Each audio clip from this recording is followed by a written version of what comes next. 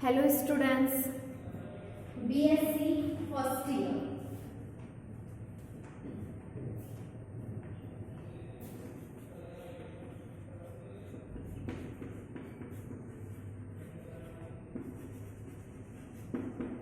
Unit first, paper third. Last class में हमने इसमें पढ़ा था कि समतल पर स्थित दो बिंदुओं को मिलाने वाली जीवा का ध्रुवीय समीकरण means polar equation of the chord joining two points on a cord.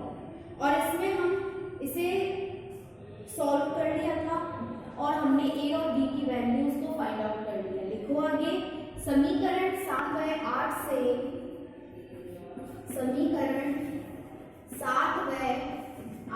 से मान समीकरण 4 में रखने पर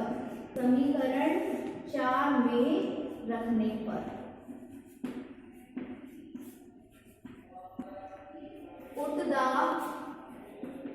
value of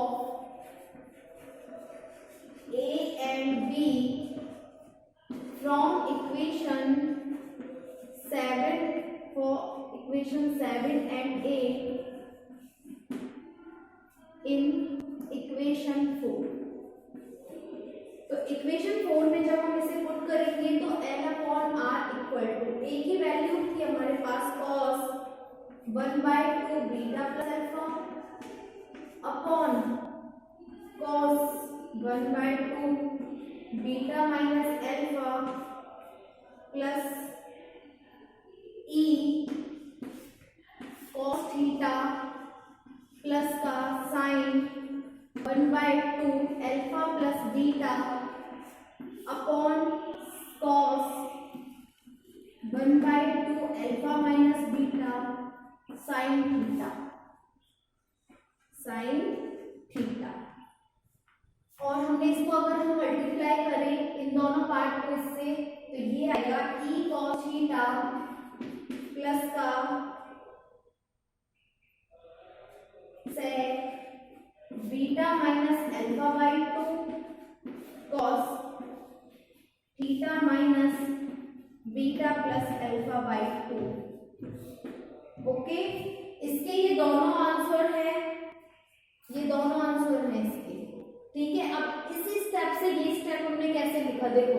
e cos theta तो हमने एज इट इज नोट कर दिया. Clear. cos 1/2 beta plus alpha और cos 1/2 बीटा माइनस अल्फा और ये किससे मल्टीप्लाई है cos थीटा से.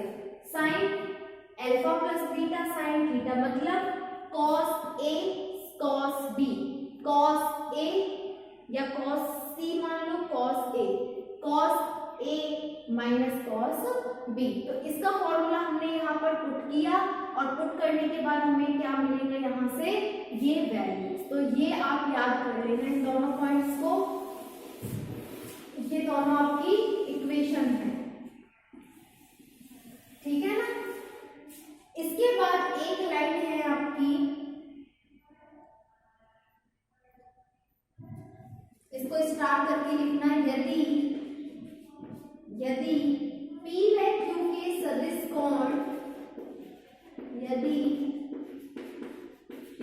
Q के सदिश कोण अल्फा माइनस बीटा व अल्फा प्लस बीटा हो तो जीवा का समीकरण.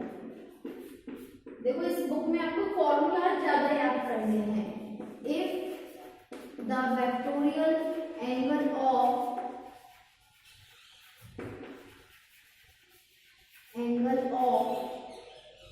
P and Q is alpha minus beta and alpha plus beta, then the equation of chord और chord का इक्वेशन होगा आपका L/R equal to e cos theta plus sec beta cos theta minus alpha. तो ये एक condition है आपके पास, एक नंबर में कभी कभी कंडीशन आ जाती है कि P और Q के जो सदिश कोण है, वेक्टोरियल एंगल है, वो अल्फा माइनस बीटा और अल्फा प्लस बीटा हो, तो जीवा का समीकरण क्या होगा, कॉर्ड का इक्वेशन क्या होगा। तो देखो E cos थीटा सेक। अगर यहाँ पे ये क्या कह रहा है, जो P है, P का क्या है अल्फा माइनस बीटा और Q का क्या है अल्फा प्लस बीटा, तो वो कैंसिल होकर सिर्फ क्या बचेगा यहाँ पर 2 बीटा अपॉन 2 से 2 कैंसिल हो जाएगा बीटा। और सेम इसी तरह ये तो जो बीटा है ये किसका माना था हमने, Q का, और अल्फा का एंगल माना था P का। तो इनकी जगह जब हम अगर हम ये एंगल पुट करेंगे तो हमारे पास क्या आएगा यहाँ से थीटा माइनस अल्फा। नोट करो इसे, क्योंकि काफी दिन बाद और आप अगर नहीं समझ पाओ तो सिर्फ इतना है, ए और बी का मान यहाँ हम पुट करेंगे, ठीक है। नोट करो इसे।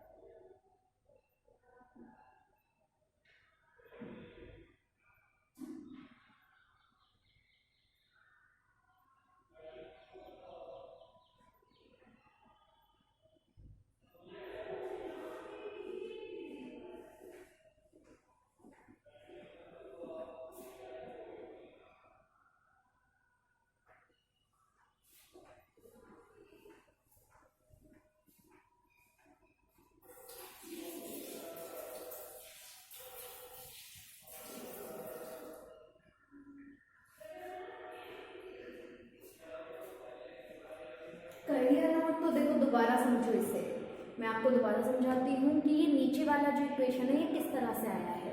नोट कर लिया ना सबने, आप सिर्फ मैं समझाऊंगी और आपको समझना है, नोट कुछ भी नहीं करना कॉपी में।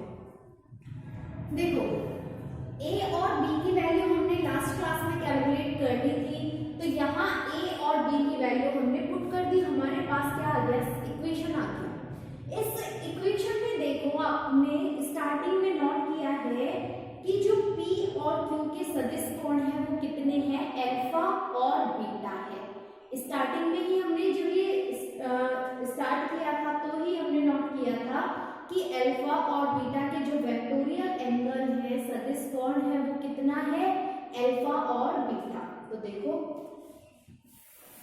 मैं आपको समझाती हूँ इसे, ये हमने क्या लिखा है, किस तरह से नोट किया है।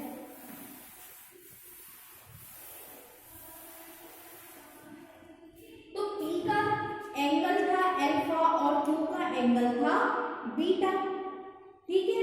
अब हम क्या कर रहे हैं, P का एंगल कितना था पहले, अल्फा, उसे हमने चेंज कर दिया, उसको हमने बदल दिया अल्फा माइनस बीटा में, और Q का एंगल पहले था बीटा, इसको हमने चेंज कर दिया अल्फा प्लस बीटा में। अब ये पूछ रहा है अगर हम इनके सदिश कोण वेक्टोरियल एंगल को बदल दें तो उस इक्वेशन में क्या फर्क आएगा, क्या चेंज आएगा।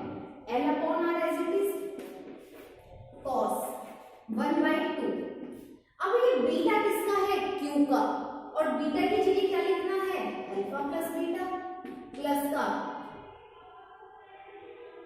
सॉरी इससे नीचे वाली इक्वेशन में पुट करना है हमें, ठीक है। किसमें करना है, इससे नीचे वाली इक्वेशन में पुट करना है, वहां से आंसर आएगा। चलो इससे भी करके देख लेते हैं, plus alpha minus beta upon 2 upon cos 1/2 beta मतलब अल्फा प्लस बीटा माइनस का अल्फा प्लस का beta by 2 plus e cos theta plus का साइन 1/2 अल्फा की जगह चेंज कर रहा है अल्फा माइनस बीटा और प्लस का alpha plus beta upon cos 1/2 alpha minus beta minus alpha plus का बीटा साइन थीटा।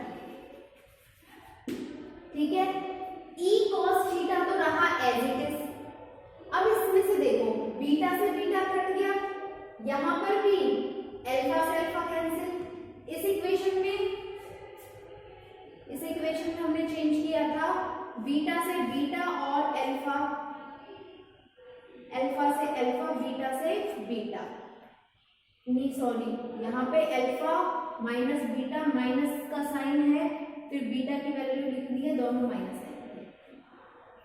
ओके, तो यहाँ अल्फा से अल्फा कैंसिल। यहाँ क्या बचा cos 1/2 2 अल्फा बाई 2, इस 2 से ये 2 कैंसिल, कितना बचा cos अल्फा, क्या बच गया cos अल्फा।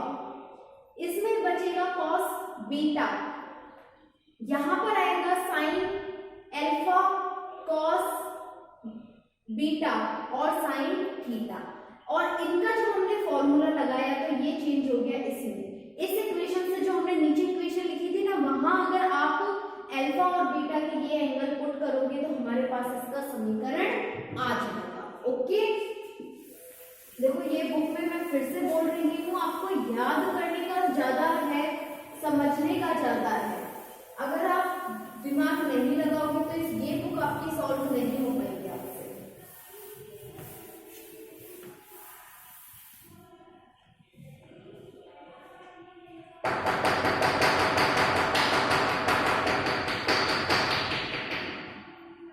देखो आगे नेक्स्ट टॉपिक है सांकव के किसी बिंदु पर,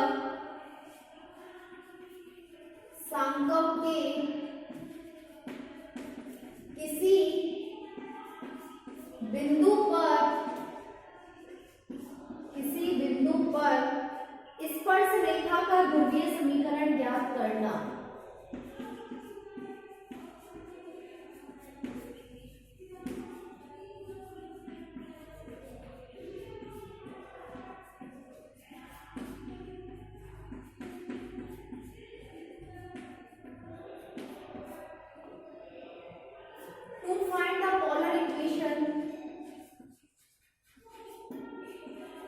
Find the polar equation of the tangent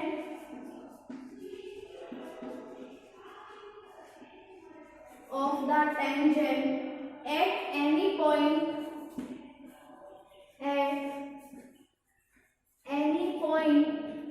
of a conic तो ये नेक्स्ट टॉपिक है। अब हम इसको फाइंड आउट करेंगे। लिखो इसमें सॉल्यूशन में इसका, सांकव पर स्थित दो बिंदु P व Q, सांकव पर स्थित दो बिंदु P व Q जिनके सदिश कोण अल्फा व बीटा, जिनके सदिश कोण अल्फा व बीटा है, को मिलाने पर इस जीवा का समीकरण, तो जो हमने अभी निकाला था ना वो इक्वेशन लिखना है। if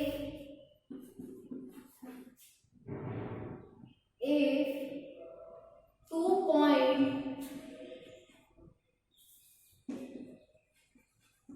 points P and Q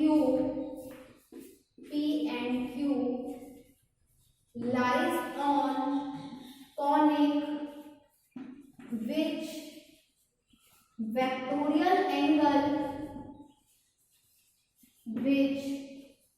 vectorial angle is alpha and beta, then the equation of chord is equation of cord.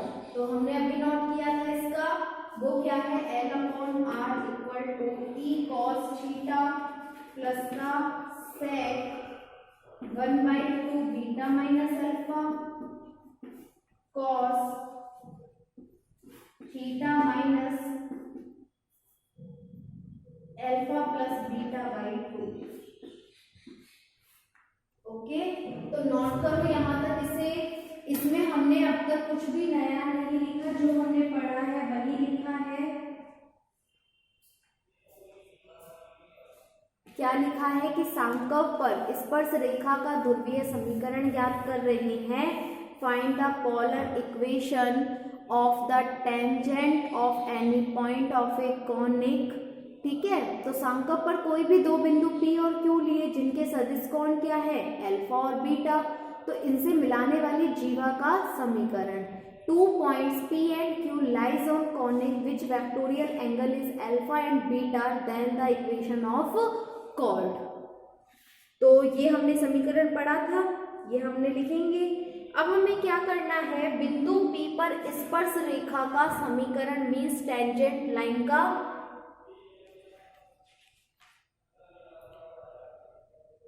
Polar equation of tangent को फाइंड आउट करना है।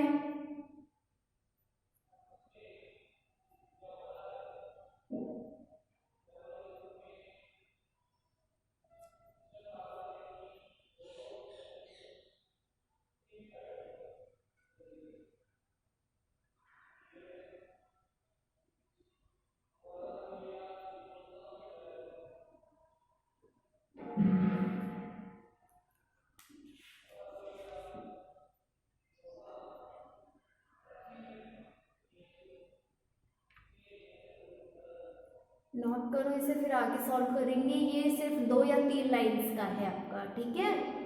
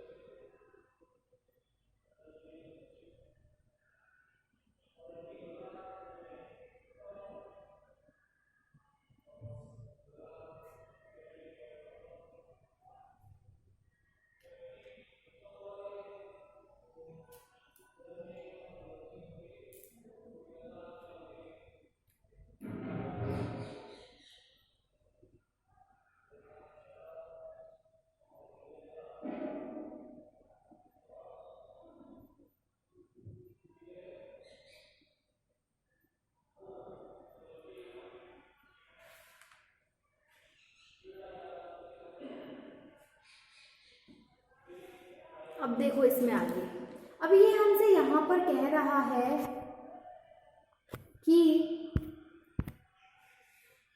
हमें क्या करना है, किसी बिंदु पर, चाहे तो आप P बिंदु पर स्पर्श रेखा का समीकरण फाइंड आउट करो, मतलब any point find out the polar equation of tangent at any point. चाहे तो आप P पॉइंट लो, चाहे Q पॉइंट लो, आप दोनों में से किसी भी पॉइंट पर स्पर्श रेखा का टेंजेंट लाइन का पोलर इक्वेशन ध्रुवीय समीकरण निकाल सकते हो। तो हम निकालेंगे P बिंदु पर। क्या करेंगे हम, P बिंदु पर फाइंड आउट करेंगे कि क्या समीकरण होगा इसका, और Q बिंदु पर, चाहे आप P पर निकालो चाहे आप Q पर, दोनों का आंसर क्या रहेगा, सेम रहेगा। ठीक है, तो देखो अब हम कर रहे हैं P बिंदु पर, P बिंदु पर at P point, at P point, और इस बिंदु पर अगर हम देखेंगे कि क्या होगा, तो जो Q बिंदु है वो किस ओर जाएगा, P की ओर अग्रसर होगा, P की ओर मूव करेगा। मींस Q का जो एंगल है बीटा वो भी किस ओर मूव करेगा, अल्फा की ओर। मतलब जो बीटा है वो किसके इक्वल हो जाएगा, अल्फा के इक्वल। तो इस इक्वेशन में क्या करोगे, जहां भी बीटा है उसको क्या लिख दोगे, अल्फा। तो लिखोगे L upon R E cos theta plus sec 1/2, beta को चेंज करा है अल्फा में, cos theta minus alpha as it is plus का अल्फा बाई 2। तो हमने क्या किया, किसी भी पॉइंट पर, और अगर आप यहाँ पर Q पॉइंट पर देख रहे हो तो जो P है वो किस ओर मूव करेगा, Q पॉइंट की ओर मूव करेगा। तो जिस भी पॉइंट की ओर मूव करेगा वो क्या आ जाएगा आपका, उस बिंदु पर स्पर्श रेखा का समीकरण मीन्स उस पॉइंट पर टेंजेंट लाइन का equation. L upon r equal to e cos theta sec, देखो अल्फा माइनस अल्फा 0, तो sec 0 degree, cos theta minus 2 alpha by 2, theta minus alpha, L upon r equal to e cos theta. Sec 0 का मान कितना होता है, 1, क्योंकि क्या है ये सेक 0 डिग्री, और सेक 0 डिग्री का मान किसके बराबर होता है, 1 के बराबर, और ये रहेगा cos थीटा माइनस अल्फा। तो ये हो गया आपका P बिंदु पर स्पर्श रेखा का समीकरण। P बिंदु पर स्पर्श रेखा का समीकरण, polar equation of tangent line, polar equation of tangent line at P point, at P point। Clear, note करो इसे, फिर नेक्स्ट टॉपिक करेंगे।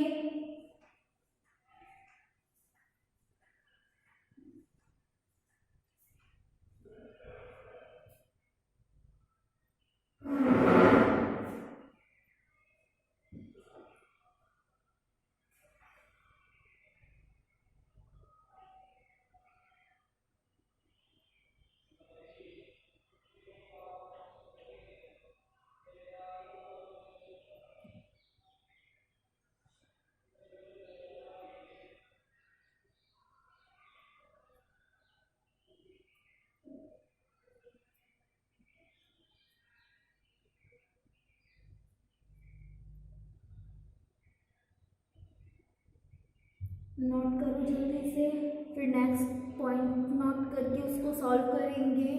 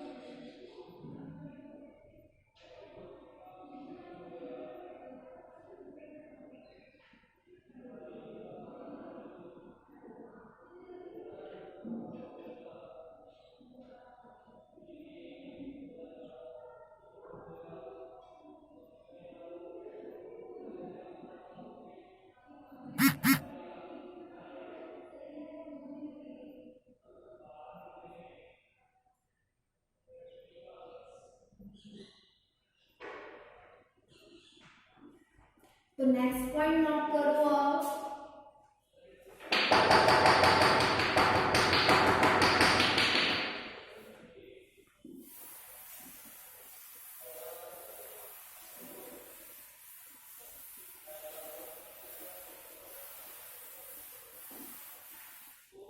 लिखो सांकव L upon r equal to सांकव L upon r equal to 1 plus e cos theta के अनंत स्पर्शी के अनंत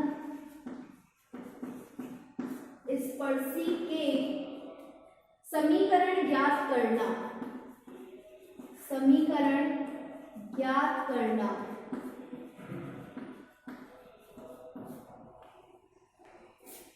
to find the equation, to find the equation of the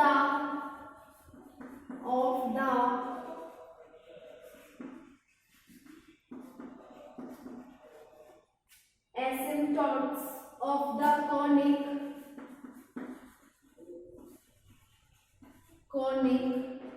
L upon R equal to 1 plus E cos theta। लिखो इसमें solution लिखेंगे। सांकव का दिया हुआ समीकरण है, सांकव का दिया हुआ समीकरण है गिवन कॉनिक इक्वेशन,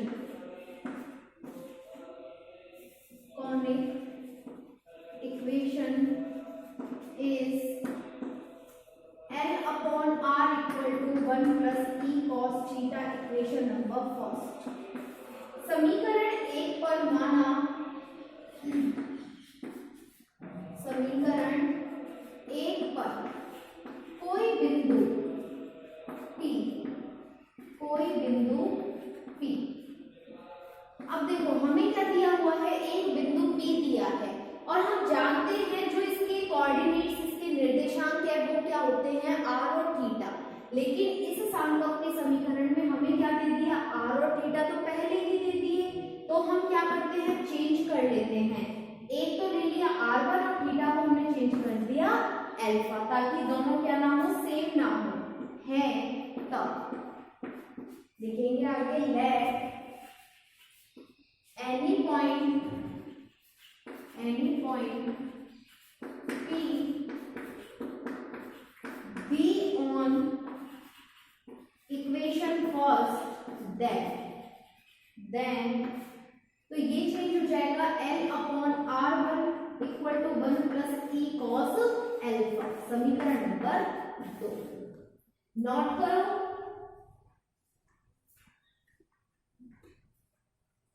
तो हमारे पास इक्वेशन दिया हुआ है कॉनिक का सांकव का, वो क्या है, L upon R equal to 1 plus E cos theta. उसमें हमने एक बिंदु लिया P का जो समीकरण है वो क्या है, R1 कॉमा अल्फा, क्योंकि हमें उससे अलग लेना होगा, क्योंकि कॉनिक पर जब हम एक बिंदु ले रहे हैं तो उस बिंदु पर क्या होगा, उसके जो निर्देशांक हैं वो अलग होगा। तो हमने क्या किया, R को तो हमने R1 में चेंज कर दिया और थीटा की जगह हमने क्या ले लिया, अल्फा। तो उसका समीकरण क्या हो जाएगा, L upon R1 equal to 1 plus E cos alpha, समीकरण नंबर 2।